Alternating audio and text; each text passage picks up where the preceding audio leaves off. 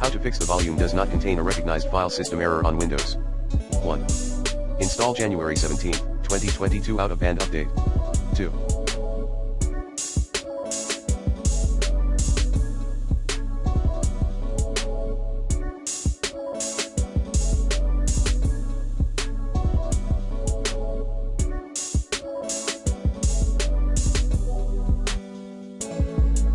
Run disk checking utility.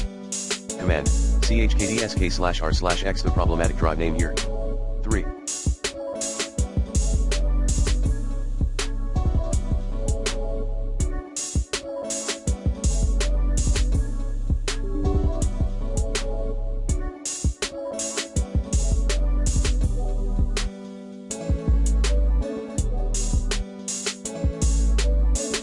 Format external drive. Commands include, list disk select hashtag, equals the problematic disk's number, list volume select volume hashtag format fs equals FAT32 quick plan B, list disk select disk hashtag, type hashtag accordingly, list volume select volume hashtag, type hashtag accordingly, clean create partition primary format fs equals FAT32 quick.